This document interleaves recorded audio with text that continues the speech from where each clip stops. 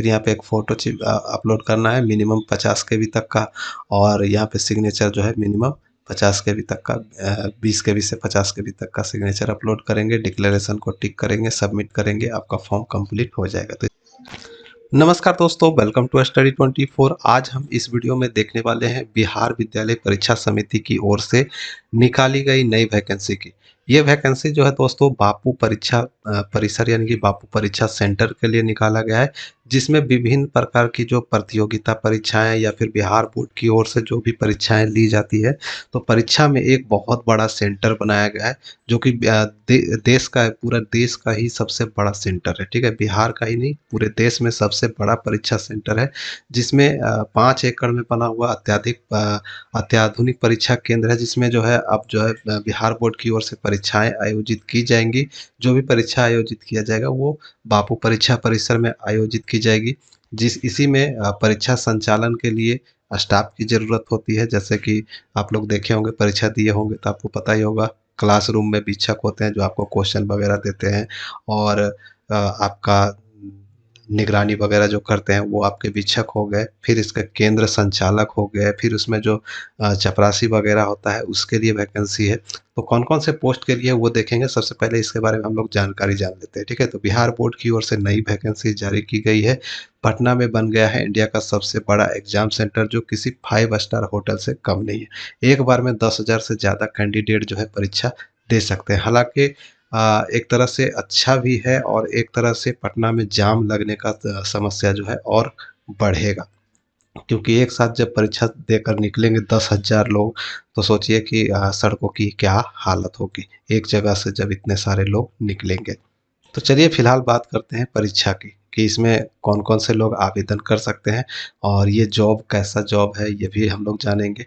तो बिहार बोर्ड की ओर से जारी की गई है BSCB बापू परीक्षा सेंटर पटना में मस्त जॉब, सहायक और शिक्षक और चपरासी और साथ में केंद्र अधीक्षक का पोस्ट दिया गया है। कैसे आवेदन करना है ये भी जानेंगे। कोई पैसा नहीं लग रहा है, कोई एग्जाम नहीं है, और सैलरी वगैरह क्या है, चयन प्रक्रिया क्या है, ये सब सारा कुछ हम लोग जानने के लिए क्या करेंगे, आप रोजगारबिहार.com पे आ जाइए। ठीक है, रोजगारबिहार.com पे आ जाएंगे तो यहाँ पे आपको नोटिफिकेशन वगैरह भी देखने को मिल जाएगा। देख पा रहे होंगे यहाँ पे बापू बिहार बोर्ड बापू परीक्षा परिसर पटना भर्ती पे क्लिक करके आप पूरा डिटेल देख सकते हैं। देखिए यहाँ पे पूरा डिटेल आपको देखने को मिल जाएगा। ठीक है, डिटेल के साथ साथ आपको ऑनलाइन डेट वगैरह भी जान सकते हैं। देखिए 30/4/2024 से ऑनलाइन आवेदन शुरू हो चुकी है।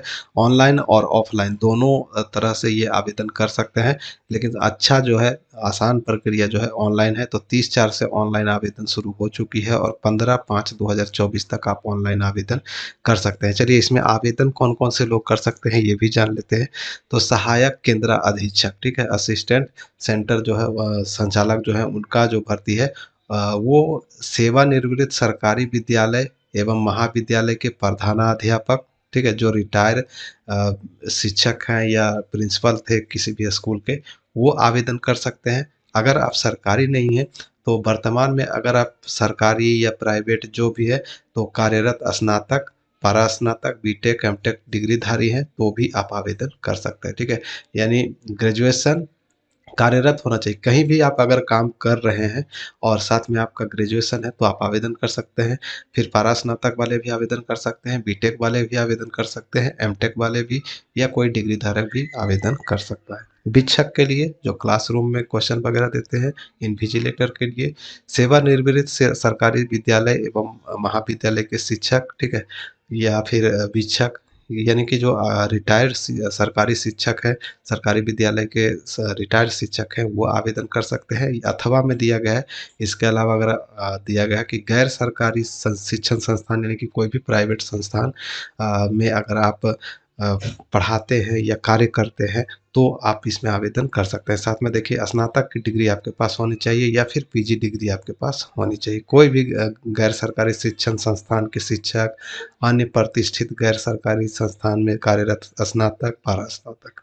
और इसी प्रकार से सहायक में देखेंगे तो यही आपका जो रिटायर है, अगर सरकारी स्कूल से रिटायर है तो आप आवेदन कर सकते हैं। सहायक, लेखापाल, लिपिक, प्रधान लिपिक, से पद से रिटायर किए हैं तो भी आप आवेदन कर सकते हैं, या फिर अथवा में दिया गया है, ऊपर नहीं है, सरकारी नहीं है, तो समकक्षीय में जो दिया गया है।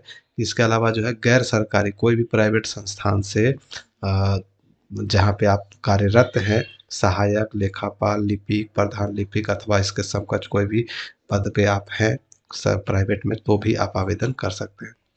फिर पदचर प्यून के लिए भी वही बातें हैं। आप सरकारी विद्यालय से रिटायर हो चुके हैं तो आप आवेदन कर सकते हैं, ठीक है। या फिर कोई भी गैर सरकारी शिक्षण संस्थान, अन्य गैर सरकारी शिक्षण संस्थान सरकारी संस्थान में कार्यरत हैं तो भी आप यहाँ पे आवेदन कर सकते हैं। यानी आप कोई भी प्राइवेट सेक्टर में काम कर रहे हैं तो आप इसमें आवेदन कर सकते हैं। तो योग्यता आप लोगों को पता चल ही होगा कि प्यून के लिए कम से कम मैट्रिक पास होना चाहिए। आवेदन करने की प्रक्रिया जो है, इच्छुक व्यक्ति आप यहाँ से डायरेक्टली ऑनलाइन आवेदन कर सकते हैं, या फिर देखिए 15/5/2024 तक आप ऑफलाइन आवेदन भी भेज सकते हैं। तो ऑफलाइन आवेदन देखिए आपको यहाँ पे देखने को मिल जाएगा, डाउनलोड नोटिफिकेशन पे जैसे ही क्लिक करेंगे तो ऑफलाइन वाला फॉर्म आपको मिल जाता है। देखिए यहाँ पे पूरा डिटेल भी है, एड्रेस भी है कि कैसे भेजना है। ये जो आपको ईमेल आईडी बताई गई है, देख पा रहे होंगे यहाँ पे, फॉर्म को भर के आपको इस ईमेल आईडी पे भेजना है। देखिए यहाँ पे ईमेल आईडी जो दी गई है, इस ईमेल आईडी पे आप अपना फॉर्म को भेजेंगे। 15/5/2024 लास्ट डेट है। फॉर्म यहाँ रहा, देख सकते हैं।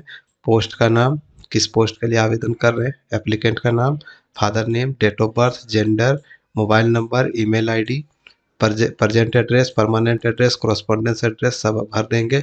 हाईएस्ट एकेडमिक क्वालिफिकेशन आपकी क्या है, और जहां आप काम कर रहे हैं या रिटायर कर चुके हैं तो उसका डिटेल यहाँ पे आपको भरना है, ठीक है।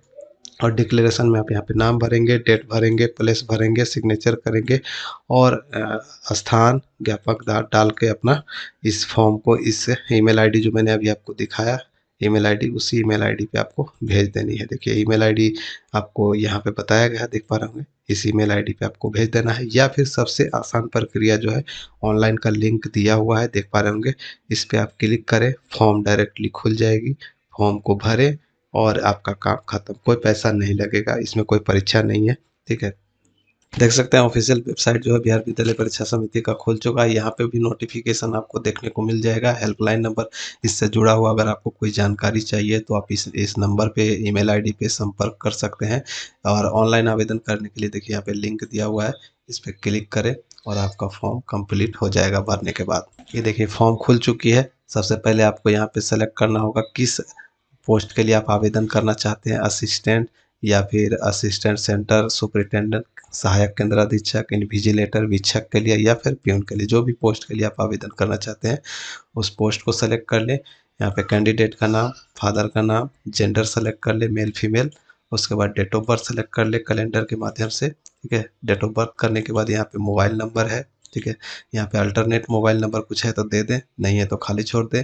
और व्हाट्सएप नंबर है तो डालिए, नहीं तो खाली छोड़ दीजिए। ईमेल आईडी डालना डालना अनिवार्य है तो ईमेल आईडी यहाँ पे जरूर डाल दीजिए। परमानेंट एड्रेस यहाँ पे भर दीजिए, कॉरेस्पॉन्डेंस एड्रेस भर दीजिए। आपका क्वालिफिकेशन क्या है वो आपको यहाँ पे पूरा भर देना है, जैसे कि name of qualification, graduation, matric जो भी है पोस्ट के अनुसार आप यहाँ पे भर दें। स्कूल कॉलेज का नाम, बोर्ड यूनिवर्सिटी का नाम, passing year, subject, obtained mark, total marks, और स्पेशलाइजेशन कुछ अगर है तो भरें, नहीं तो NA कर दें। और कुछ नहीं है तो NA कर दें, ठीक है, कोई दिक्कत नहीं है। जो नॉट एप्लीकेबल आप कर सकते हैं, ठीक है। और उसके बाद यहाँ पे डिस्टिंक्शन जो दिया गया है, डिस्टिंक्शन जो दिया गया है वो आप यहाँ पे भर सकते हैं, परसेंटेज वगैरह। या फिर यहाँ पे और नीचे आएंगे तो वर्किंग जो है आपको यहाँ पे बताना होगा। अगर आप काम कर रहे हैं तो वर्किंग डालेंगे, रिटायर पर्सन है तो रिटायर डालेंगे। वर्किंग में यहाँ पे कर देता हूँ, कहाँ आप काम कर रहे हैं वो आपको यहाँ पे नाम लिखना है। फिर आर यू पेंशनर, अगर आपको पेंशन वगैरह मिलता है तो यस नो कर सकते हैं, तो मैं यहाँ पे नो कर देता हूँ। आधार नंबर यहाँ डालना अनिवार्य है।